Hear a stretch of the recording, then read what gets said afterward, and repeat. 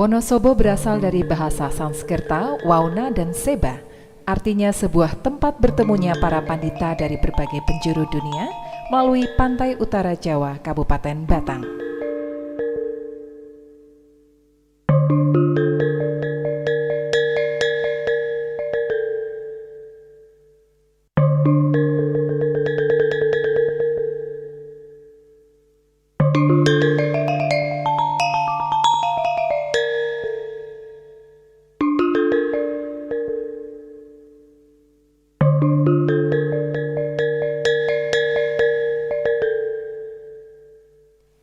Melihat sisi sejarah, merupakan sebuah kota yang erat hubungannya dengan kerajaan Kalingga yang dipimpin Putri Sima pada abad ke-7 dan kedatangan 3 orang pengembara yang membangun kota. Antara lain Kiai Tumenggung Kolodete, Kiai Karim, dan Kiai Walik.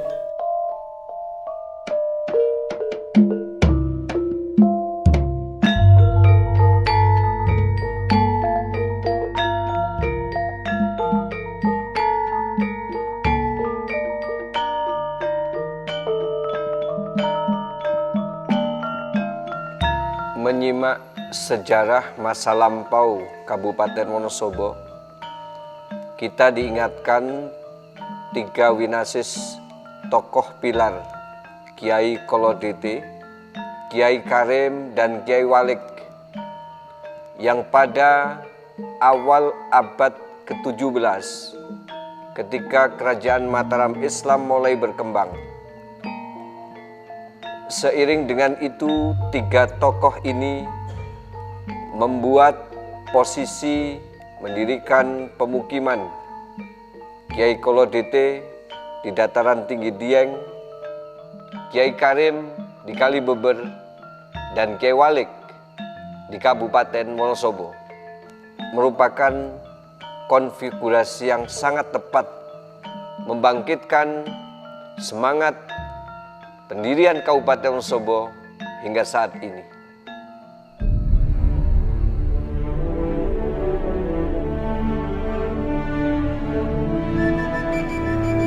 Tersebutlah Dieng masa lampau yang saat itu masih merupakan hutan belantara. Tak seorang pun berani menginjakkan kakinya di sana. Hanya orang-orang terpilih saja yang mampu menaklukkan keangkeran hutan itu. Sebut saja seorang bernama Kiai Tumenggung Kolodete, datang dari arah tenggelamnya matahari bersama istrinya, dengan langkah pasti menyusuri tebing terjal dan berbatu.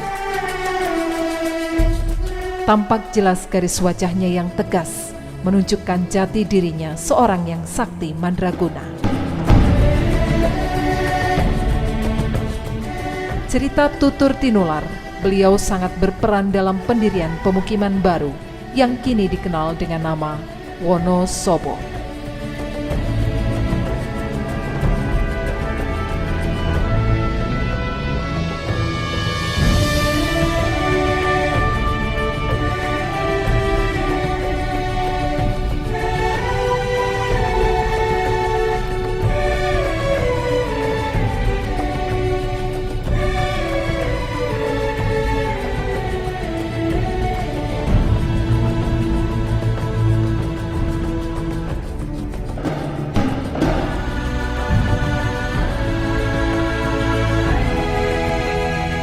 Kelembutan hatinya mampu membuat simpati anak-anak sekitar pemukiman.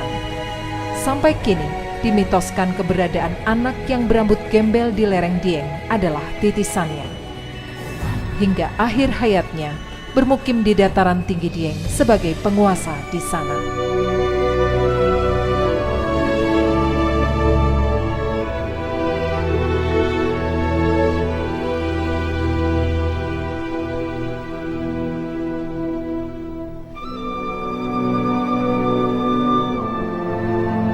Pada suatu waktu, dari arah utara hutan belantara, datang pula seorang tokoh yang bernama Kyai Walik.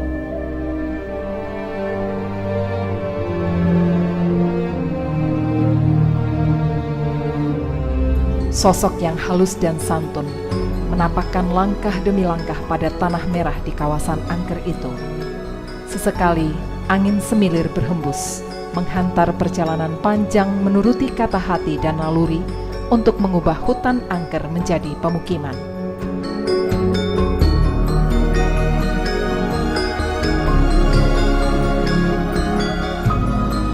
Kyai Walik melegenda sebagai cendekiawan yang mempunyai pandangan luas. Beliau sangat berperan sebagai perancang terwujudnya kota Wonosobo. Sebagai seorang winasis, piawai menata lingkungan, sehingga pemukiman terlihat asri dan damai. Sampai akhir pengabdiannya, berada di Wonosobo yang petilasannya berada di komplek Masjid Al-Mansur Kauman.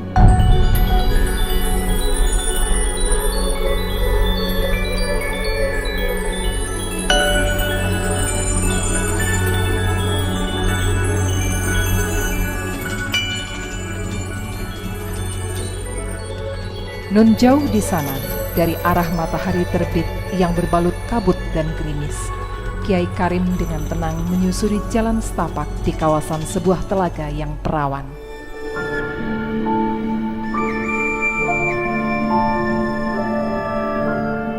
Meski telah menghabiskan perjalanan panjang, tak nampak kelelahannya. Bahkan senyum selalu mengembang, memberikan pengayoman pada anak dan istri yang selalu menemani dalam pengembaraannya.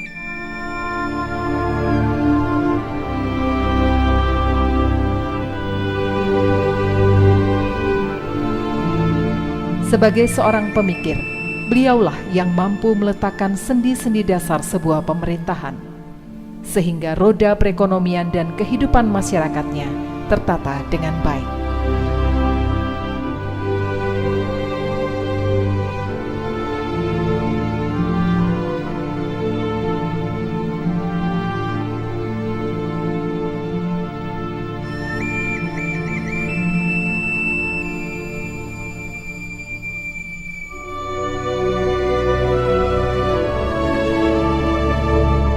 Seperti telah digariskan oleh Hyang Kuasa, pada suatu ketika, 3 tokoh yang berkarisma itu bertemu di sebuah tempat.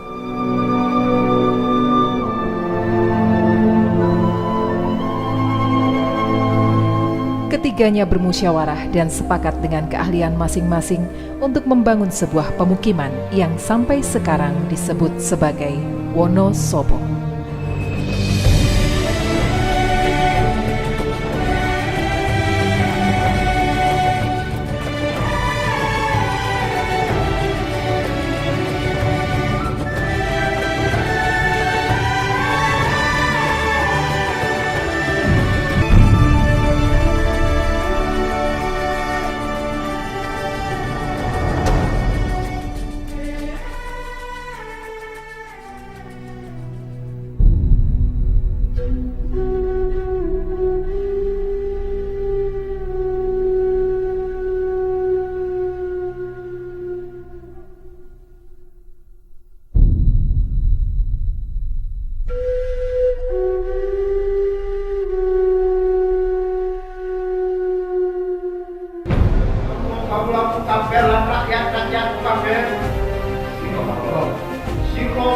Di kemudian hari muncul tokoh-tokoh penguasa Wonosobo, masing-masing Tumenggung Kartowaseso, Tumenggung Wirotuto, dan Tumenggung Singowedono.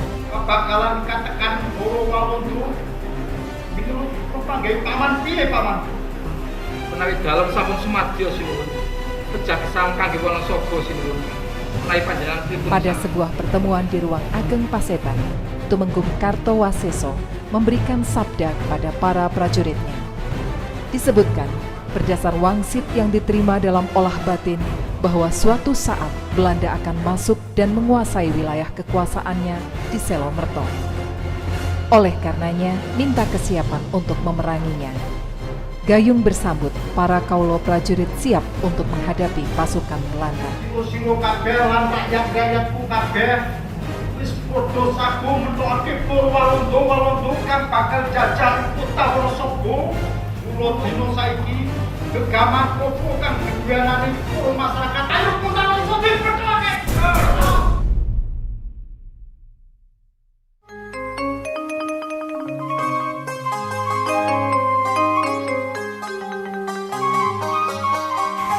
Matur nuwun para paman lan para punggawa kabeh. Ana ing dina iki aku tansah mongkok amarga kowe kabeh padha nyengkuyung anane pasewakan iki. Ana perkara sing perlu tak aturake dumateng kowe kabeh. Masa berikutnya, tersebutlah tokoh bernama Tumenggung Wiroduto sebagai penguasa Wonosobo yang pusat kekuasaannya berada di Kalilusi, Sapuran. Aku kepingin pemerintahan ing Kalilusi iki dipindah ana ing Plobangan. Bersama para pemuka masyarakat melakukan musyawarah, di mana beliau mempunyai niat baik memindahkan pusat kekuasaannya dari Kalilusi ke daerah Ledok Plobangan. Diungkapkan niatan itu tak lain hanya ingin lebih mensejahterakan para warganya. Musyawarah pun berlangsung seru. Meski demikian, pada akhirnya para warga menyetujui gagasan Tumenggung Wiroduto memindahkan daerah kekuasaannya ke Ledok. Yang kuyung jumeneng panjenengan. Ya den kowe pamanmu ki piye? Nggih. Nyun sewu ki. Dalem gadah pemanggih. Mbok menawi wonten tepatipun sadèrèngipun nyun pangapunten ingkang kathah. Ingkang sepindah menawi pindah wonten Plobangan menika menapa langkung sae ketimbang wonten mriki. Ingkang kaping kalihipun Ki Wiroduto menika lak sampun sepuh. Menapa tasih kawogan menawi pindah wonten Plobangan menika. Makaten. Ngene para paman. Iya. Wilayah Plobangan kuwi ya bisa dadi garis pertahanan. Awit saka kulon, saka kidul, mula kowe kabeh dina iki uga padha nyengkuyung anane pemindahan saka Pecekelan Kalilusi ana ing Plobangan. Sarujuk to? Yen ngono, dina iki uga katindakake. Penguasa Wonosobo yang lain adalah salah satu cucu Kiai Karim bernama Singowedono.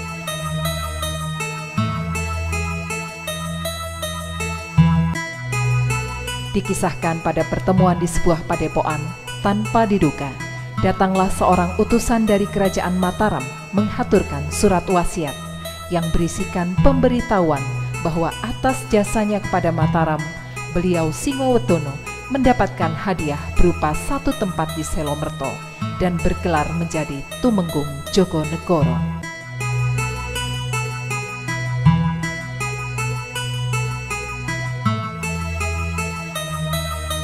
Dengan pusat kekuasaannya di seluruh Selomerto, ketika wafat beliau dimakamkan di desa Pakuncen. Hingga kini makam beliau banyak disiarahi warga.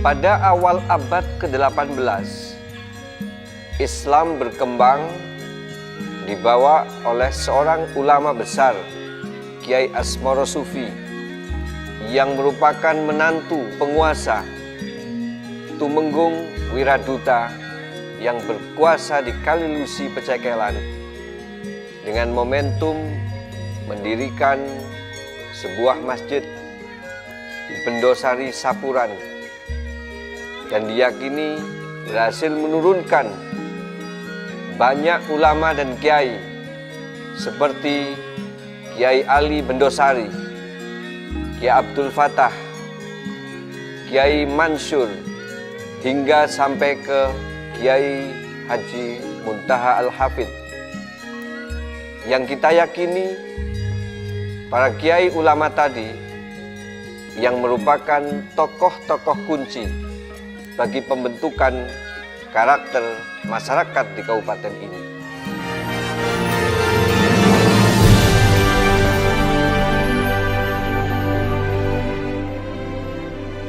agama Islam sudah berkembang dengan pesat di Wonosobo.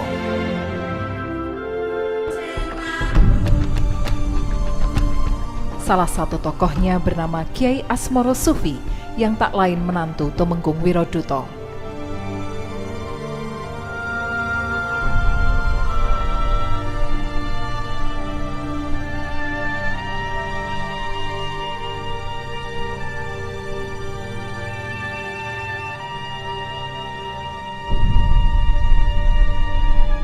Dalam perjalanan syiar agama Islam, Kiai Asmoro Sufi melanglang dari satu daerah ke daerah lainnya, menemukan banyak hal yang dilakukan oleh masyarakat tidak sesuai dengan norma agama Islam.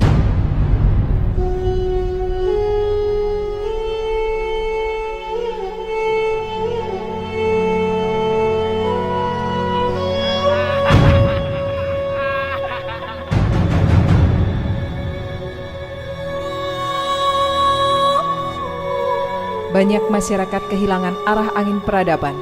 Pelecehan terhadap perempuan terjadi di mana-mana. Untuk menyadarkan masyarakat yang sesat, tak jarang Kiai Asmoro Sufi harus menggunakan caranya sendiri dan kesaktiannya.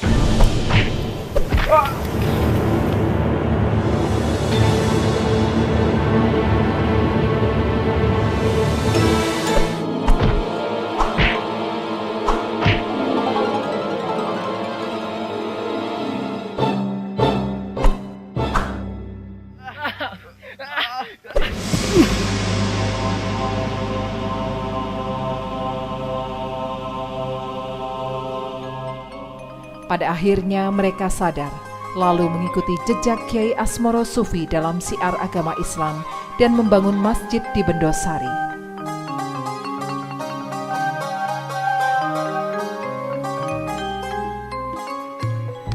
Makin hari pengikut Kiai Asmoro Sufi semakin banyak. Beliau menurunkan ulama besar dan pemilik pondok pesantren di Wonosobo, seperti Kiai Ali Bendosari, Kiai Syukur Soleh, Kiai Mansur Kauman, Kiai Abdul Fatah Tegalgot, Kiai Soleh Pencil, Kiai Asari, Kiai Abdul Fakih, Kiai Hasbullah, dan Kiai Muntaha Kalibeber.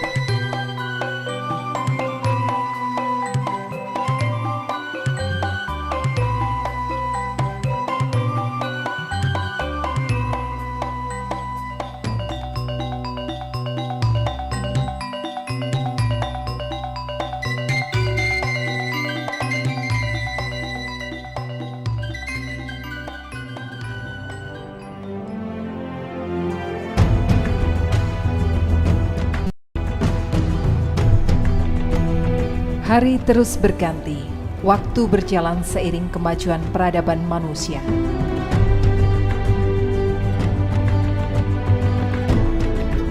Masa perang Diponegoro tahun 1825 hingga 1830 membuka sejarah baru bagi Wonosobo. Tidak kalah menarik,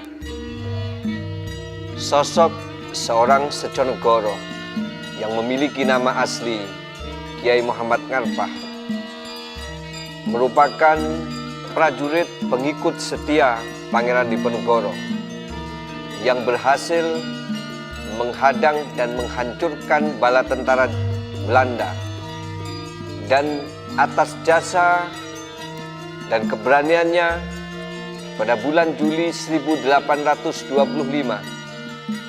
beliau diangkat sebagai bupati pertama dengan gelar Kanjeng Raden Tumenggung Seconegoro.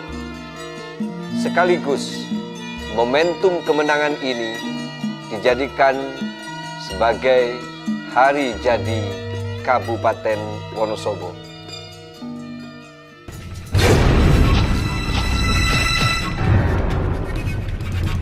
Wonosobo sebagai salah satu medan pertempuran dan basis pertahanan pendukung Pangeran Diponegoro. Masyarakatnya pun memiliki andil besar dalam perjuangannya melawan penjajah Belanda.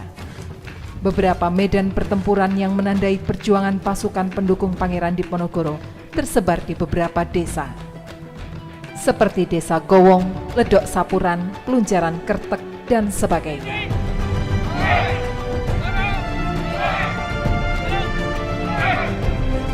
Dalam perang ini, ada 4 tokoh penting, antara lain Imam Misbah atau dikenal sebagai Tumenggung Kartosinuwun, Ki Gajah Permoto, dan Mas Lurah atau Tumenggung Mangkunegara.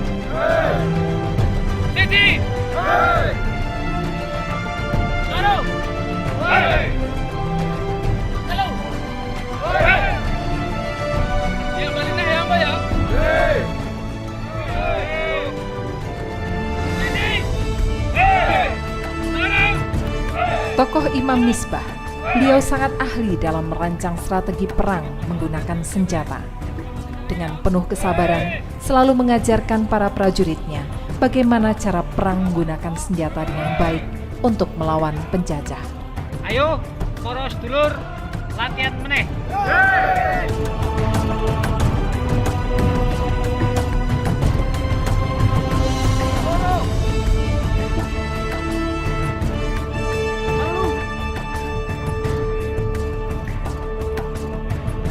Papat.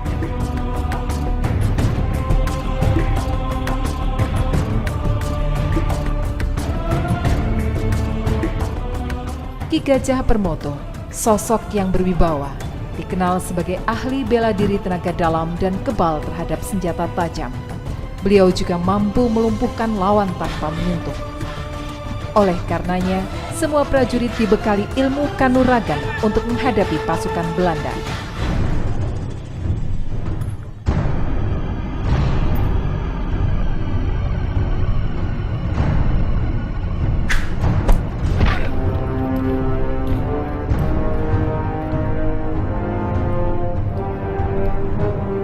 Mas Lurah atau Tumenggung Mangkunegara, sosok yang santun dan pemberani, dikenal juga sangat sakti, mampu menciptakan gerak jurus perkelahian. Tanpa lelah terus mengajarkan ilmu perang kepada para prajuritnya untuk membasmi Belanda di bumi Wonosobo.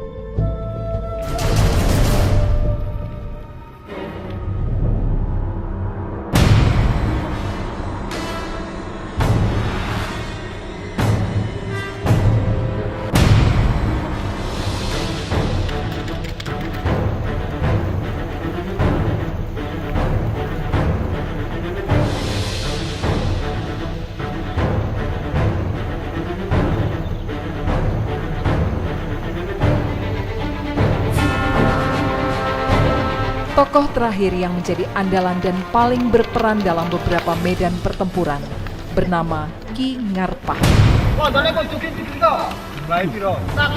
Pada suatu ketika, Ki Ngarpah mendapatkan tugas dari Pangeran Diponegoro untuk menghadang pasukan Belanda ke daerah Legoro, Yogyakarta.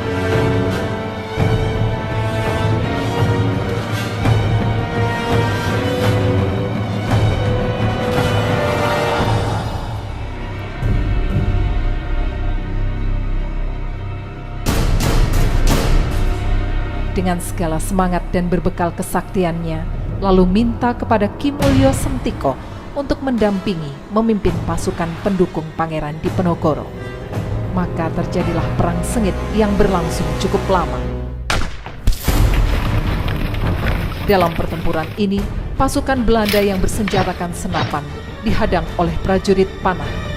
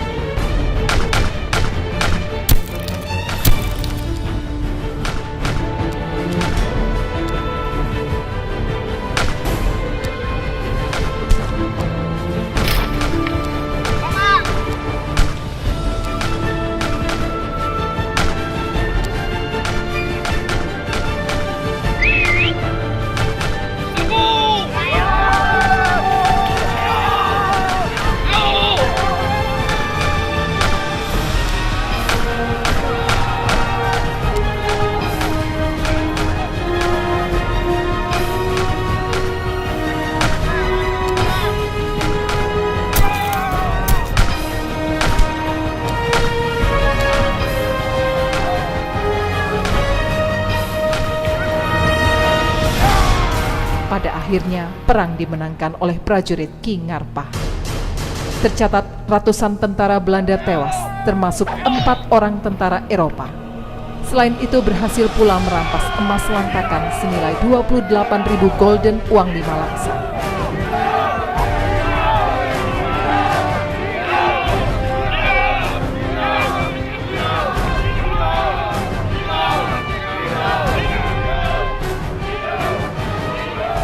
Sejarah menyebutkan kemenangan Ki Muhammad Ngarpah dan Ki Mulyo Sentiko sebagai kemenangan pertama pasukan pendukung Diponegoro.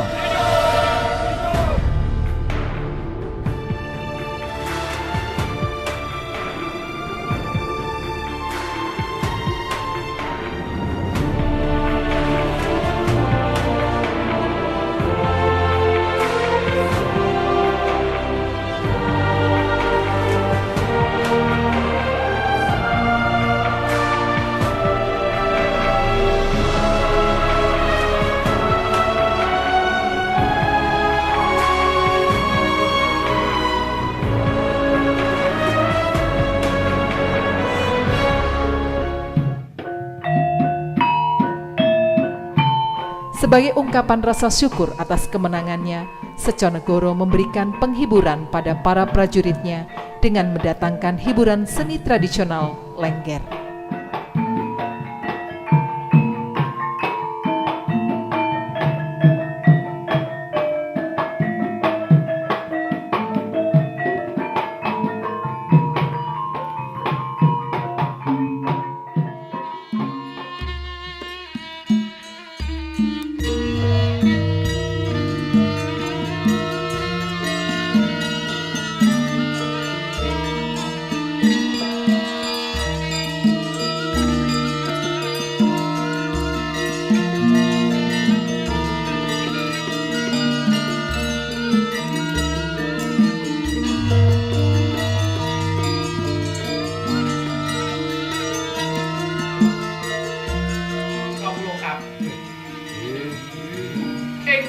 Wanci iki aku kautus Kanjeng Pangeran Diponegoro ngaturake panghormatan kanggo Muhammad Ngarpah saha Mulyo Sentiko awit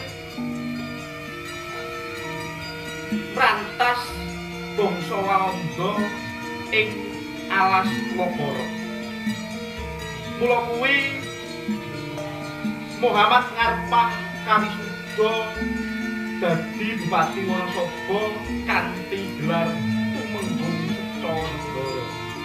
Uga Mulyo Sentiko kanthi gelar Tumenggung Kertonegoro. Atas jasa kedua tokoh dalam perang melawan Belanda itu, Pangeran Diponegoro melalui utusannya memberikan pusaka dan baju kebesaran. Lebih dari itu, memberikan gelar nama besar kepada Ki Mulyo Sentiko menjadi Tumenggung Kertonegoro. Sedangkan kepada Ki Muhammad Ngarpah, Pangeran Diponegoro memberikan gelar nama menjadi Tumenggung Seconegoro dan mengangkatnya sebagai penguasa daerah Ledok.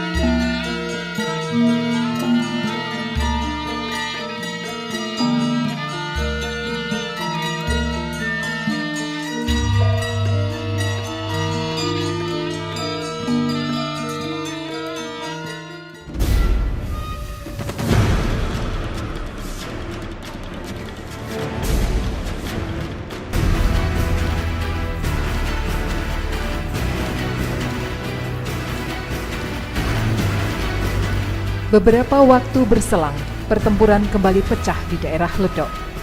Dalam pertempuran tersebut, Ki Ngarpah atau Tumenggung Seconegoro mengerahkan 100 orang prajuritnya dan meminta senopati perang bernama Tumenggung Jopo Nawang untuk memimpinnya.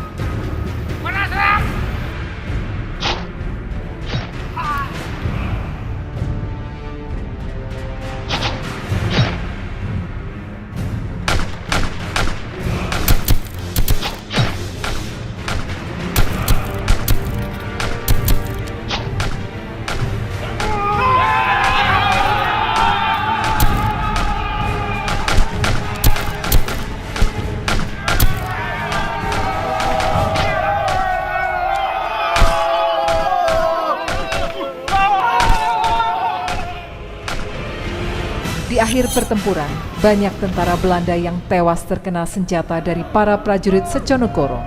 Kembali pasukan Jopo Nawang pulang dengan kemenangan yang gemilang.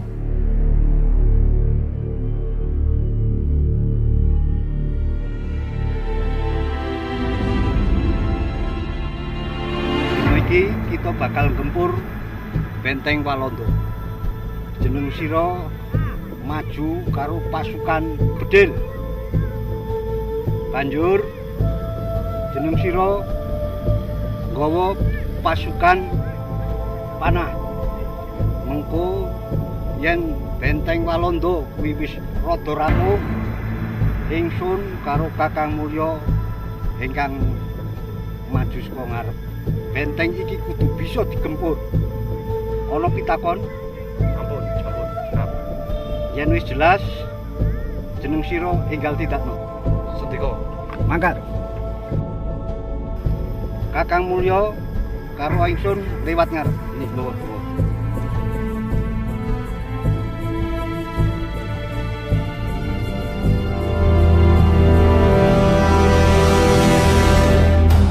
Peperangan terus berkobar di mana-mana. Di wilayah Kedu misalnya, Tumenggung Seconegoro mendapat tugas lagi menghancurkan pertahanan Belanda. Bersama prajurit andalannya, ikut mengepung benteng pertahanan Belanda di Bagelen, Purworejo.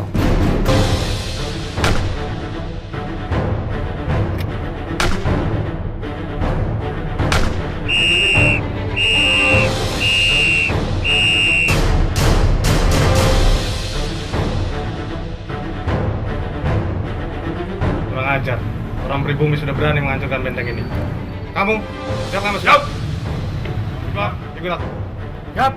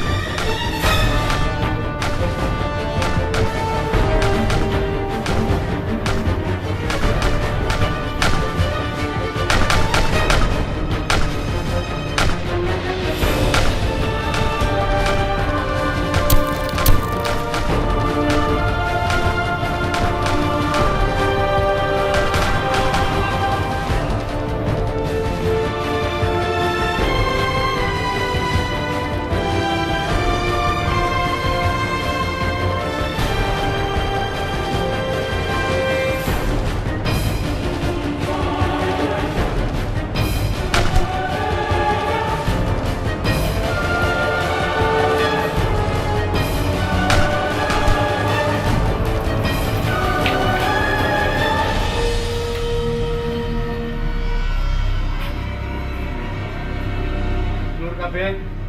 Nggih, wektu saiki goleki ana ing pelosok kene kabeh. Iya. Turah-turahane londo. Iya. Mengkono.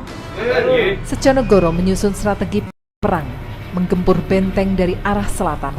Hasilnya, mampu menembus benteng pertahanan yang kokoh dan memporak-porandakan pasukan Belanda.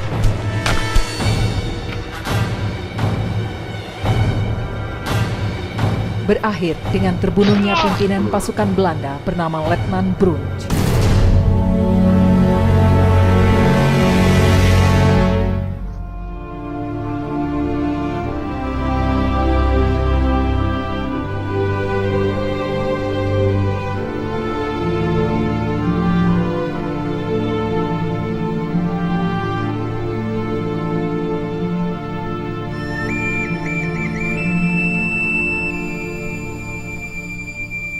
Dari berbagai sumber dan laporan pihak Belanda seusai perang di Ponorogo, disebutkan Tumenggung Sejonegoro adalah bupati yang memindahkan pusat kekuasaannya dari Selomerto ke kawasan kota Wonosobo sampai sekarang ini.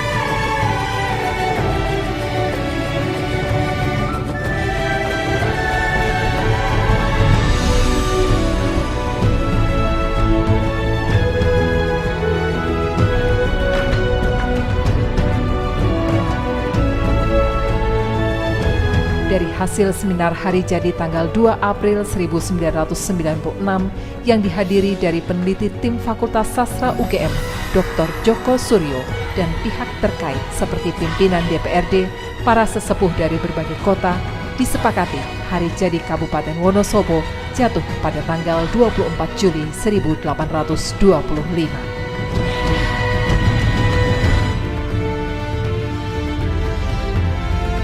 Pada masa berikutnya, perjuangan tak pernah berhenti.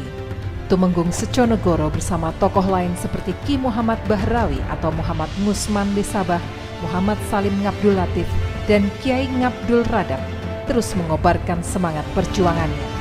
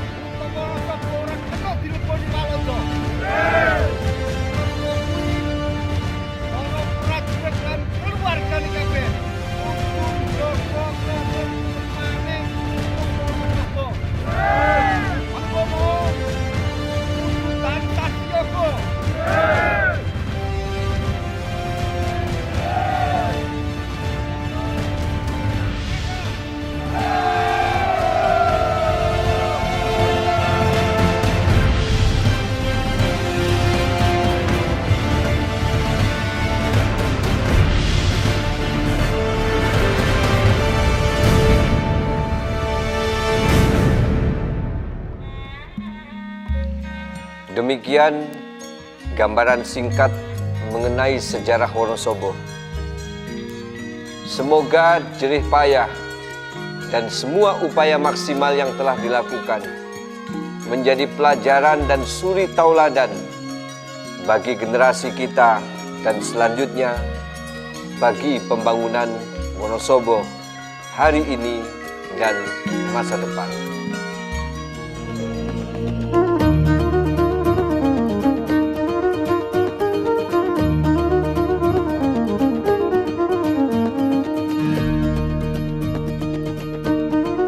Kini Wonosobo telah menjadi kota tujuan wisata. Aset wisatanya sangat beragam dan menyimpan legenda serta misteri budaya yang sangat unik.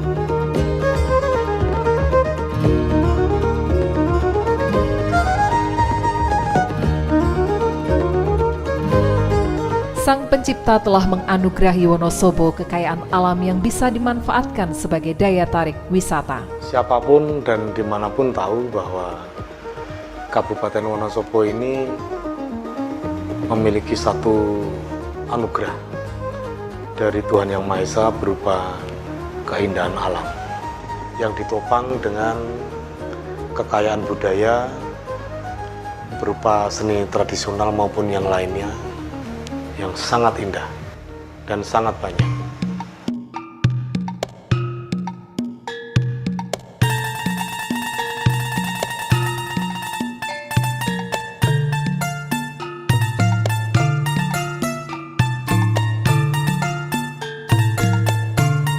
Taman Rekreasi dan Olahraga Kali Anget.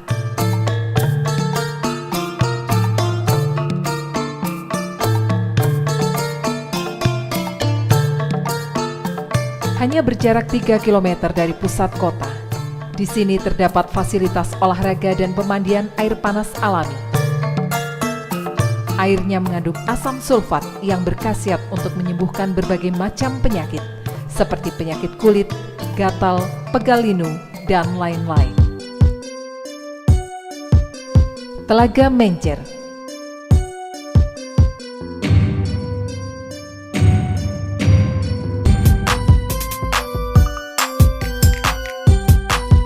Merupakan telaga alam, tepatnya di Desa Maron, Kecamatan Garung.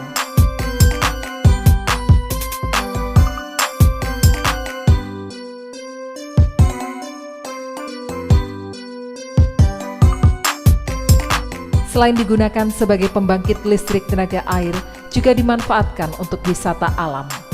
Di sini, selain bisa menikmati alam yang sejuk, kita bisa santai dan berperahu mengelilingi telaga sambil memancing.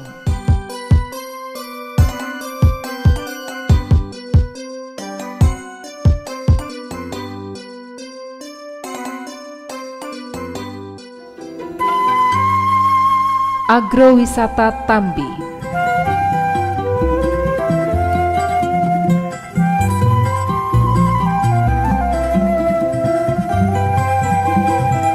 Terletak di Desa Tambi, Kecamatan Kejajar. Di sini wisatawan selain bisa menikmati keindahan hamparan kebun teh, juga bisa melihat langsung proses industri teh dari pemetikan daun teh sampai proses pengolahan teh bermutu internasional.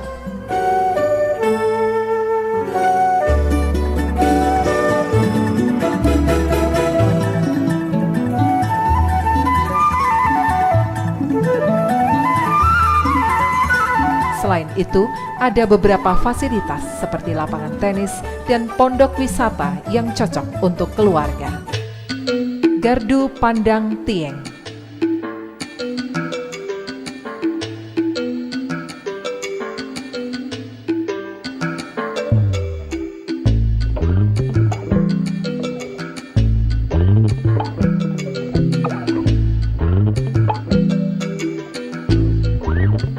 Tepatnya berada di Desa Tieng, Kecamatan Kejajar.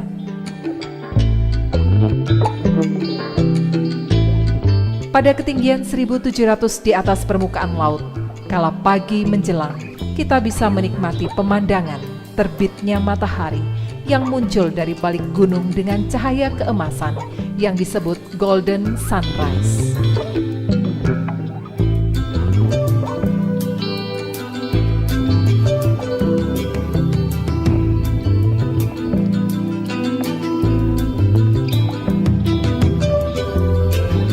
Mata air Bimo Lukar adalah sepasang mata air yang keluar dari batu purba.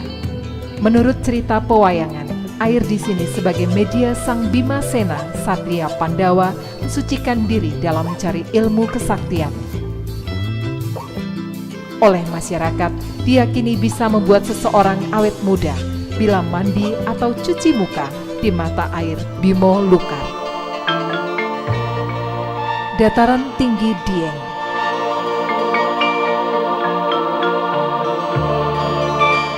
Dieng berasal dari bahasa Sanskerta, yaitu di, suatu tempat yang tinggi, dan hyang, artinya kayangan.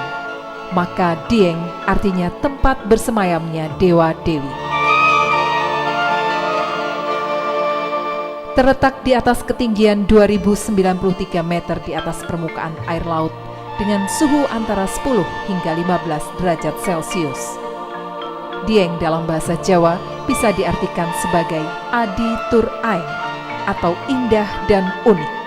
Hal ini dibuktikan dengan adanya peninggalan candi dan benda purbakala lainnya. Candi di sini merupakan candi Hindu tertua di Indonesia.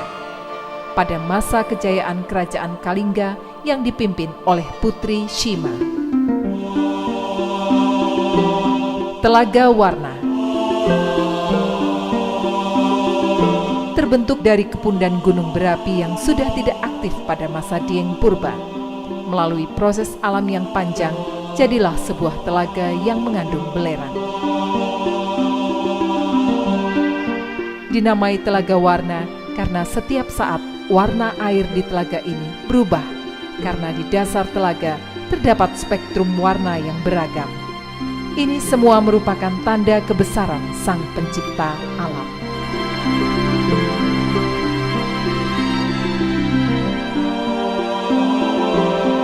Telaga Pengilon atau Cermin.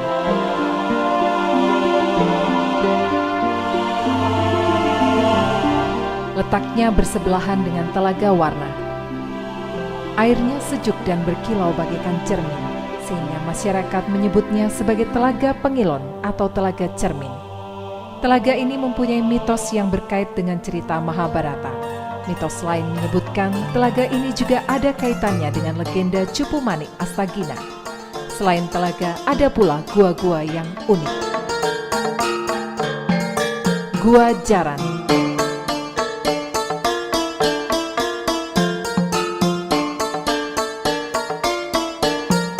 Panjangnya hanya beberapa meter saja.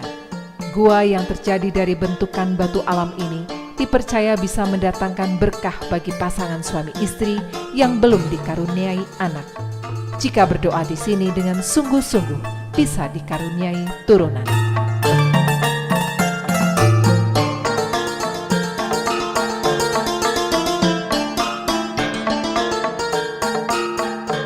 Gua Sumur.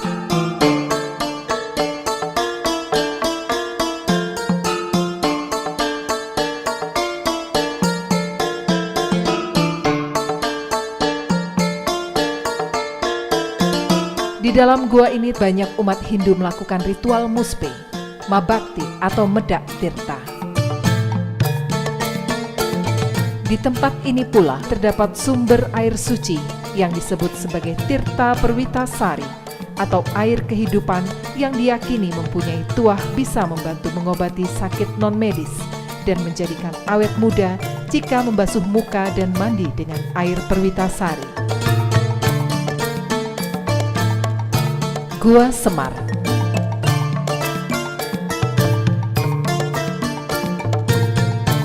Panjangnya sekitar 4 meter dengan dinding batu yang unik. Untuk masuk ke dalam gua, kita mesti meminta jasa juru kunci dan harus berjalan merangkak. Di dalam gua yang udaranya sangat dingin dan lembab serta gelap itu, terdapat ruangan yang cukup luas dengan dinding batu beralaskan tanah merah. Di sini biasa digunakan oleh para penganut kepercayaan, paranormal, olah batin atau meditasi untuk maksud-maksud tertentu. Dieng Theater.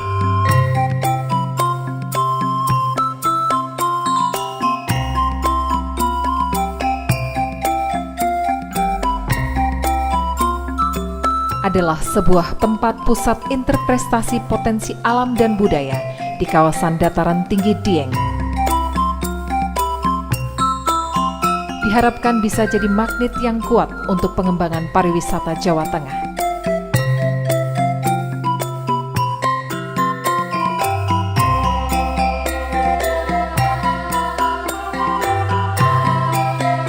Di sini dilengkapi sarana audiovisual dan film tentang Dieng serta aktivitas vulkanik Gunung Dieng. Waduk Wadas Lintang. Fungsi utamanya sebagai pembangkit listrik tenaga air, kini dimanfaatkan juga sebagai objek wisata alam karena keindahan alamnya sangat eksotik.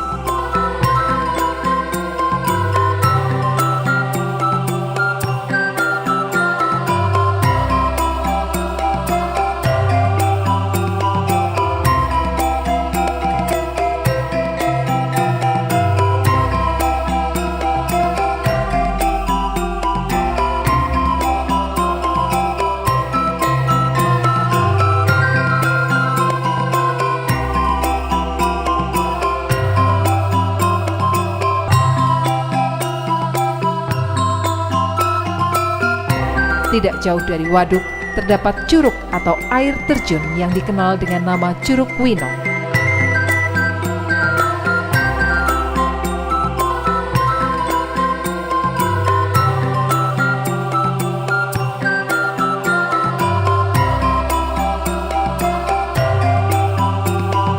Keindahannya tak kalah dengan air terjun yang ada di kabupaten lain. Arung Jeram. Kita hari ini Parjo, wadah tahu nih nanti tergantung angin aja lah. Nah, wes setuju aja mau kemana. Wonosobo sebagai kota wisata mempunyai aset Sungai Serayu yang saat ini terus dikembangkan untuk olahraga arung jeram. Olahraga yang menantang ini menempuh jarak sekitar 18 km dengan waktu tempuh 3 jam. Start dari rumah makan Jujukan Sungai Serayu sampai ke desa Singomerto. Arung jeram di sini mempunyai tingkat kesulitan atau grade 3 sehingga sangat aman bagi pemula yang ingin berolahraga dan menguji adrenalin. Pastinya medan ini sangat layak untuk kejuaraan nasional maupun internasional.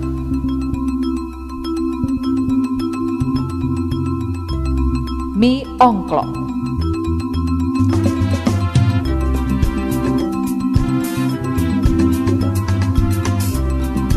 Kabupaten Wonosobo juga mempunyai beberapa makanan khas, salah satunya mie ongklok. Makanan ini mempunyai rasa sangat lezat dan bergizi. Memasaknya dengan cara dikocok-kocok atau diongklok ke dalam kuali berisi air mendidih, kemudian diberi loh kental berbumbu khas Wonosobo. Makanan ini lebih nikmat disantap dengan sate sapi, sangat cocok dinikmati di udara dingin.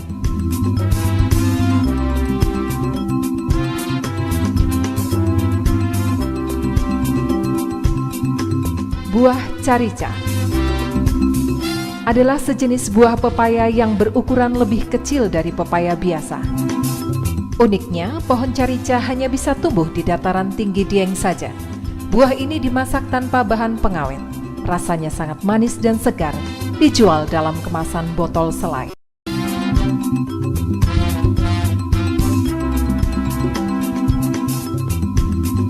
Purwaceng. Jika di Korea ada ginseng, di Wonosobo ada tanaman yang bernama purwaceng. Adalah sejenis tanaman yang tumbuh liar di dataran tinggi Dieng. Tanaman ini diyakini sangat berkhasiat menambah vitalitas pria. Purwaceng diolah menjadi bubuk yang dicampurkan pada susu maupun kopi. Jika Anda ingin perkasa, datang ke Wonosobo dan minum kopi atau susu purwaceng. Tari Lengger.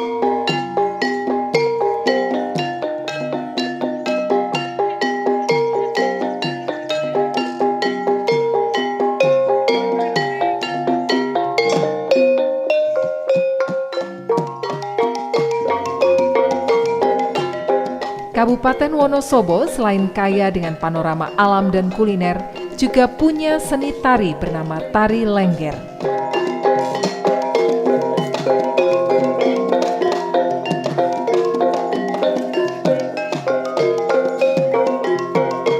Menurut cerita dahulu kala, pemain lengger yang berkostum perempuan itu sejatinya adalah laki-laki. Seiring perkembangan zaman, lengger kini sebagai media hiburan yang diperankan oleh dua orang laki perempuan, diiringi irama gamelan dengan gerakan yang sangat atraktif.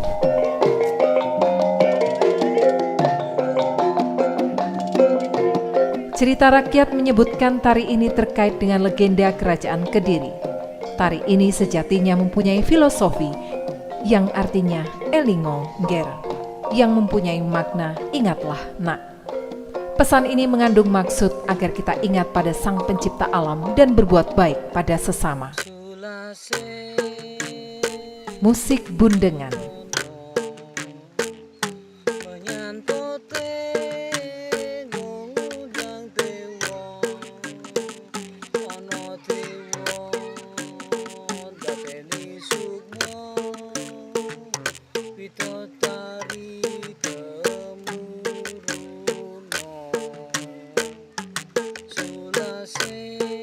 Di Wonosobo ada musik tradisional namanya bundengan. Alat musik ini terbuat dari caping atau pelindung tubuh dari panas dan hujan yang biasanya dipakai oleh pengembala.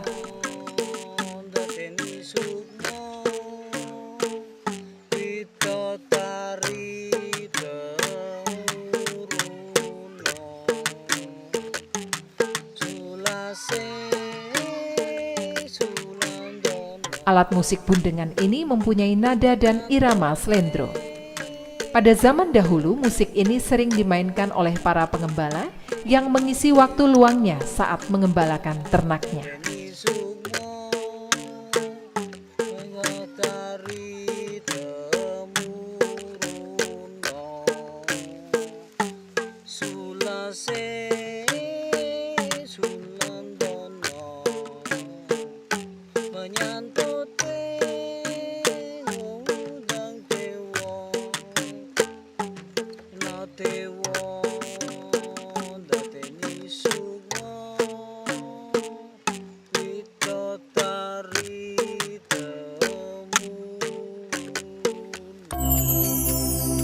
Ruat rambut gembel.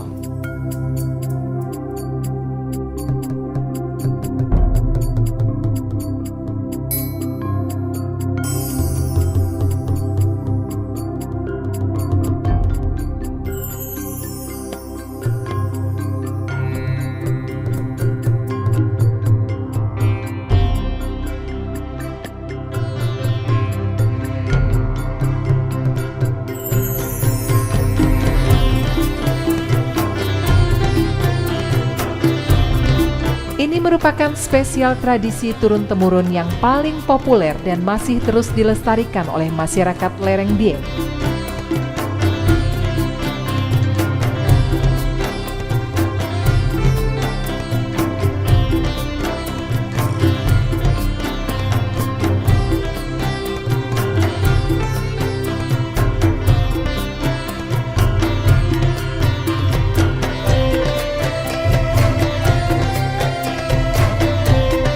Konon, anak-anak yang berambut gembel merupakan kesayangan dari Kiai Kolodete, seorang yang berkarisma dan diyakini sebagai perintis pemukiman di wilayah Dieng Plateau.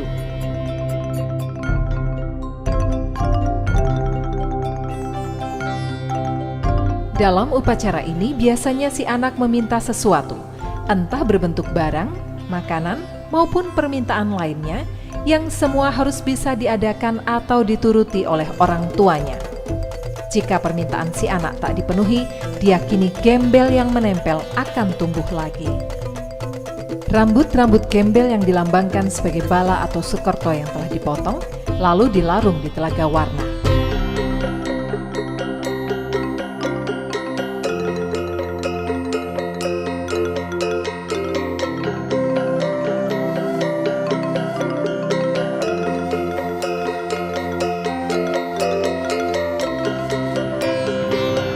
Kirap hari jadi.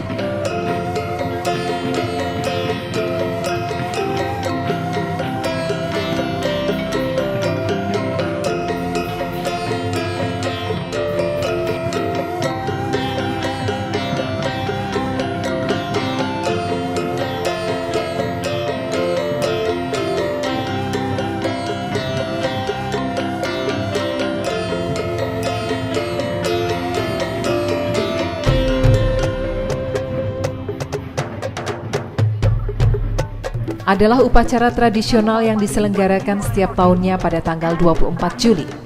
Upacara ini bertujuan memperingati hari lahirnya kota Wonosobo pada tanggal 24 Juli 1825. Tanggal tersebut merupakan sebuah peristiwa kemenangan pertama perang antara pasukan pendukung Pangeran Diponegoro yang dipimpin Muhammad Ngarpah melawan pasukan Belanda di daerah Legoro. Atas keberhasilannya itu, Ki Ngarpah diangkat sebagai penguasa di daerah Ledok dan bergelar menjadi Tumenggung Seconegoro. Di kemudian hari, Tumenggung Seconegoro dikenal sebagai Bupati Wonosobo pertama yang memindahkan daerah kekuasaannya dari Ledok ke Wonosobo sekarang ini.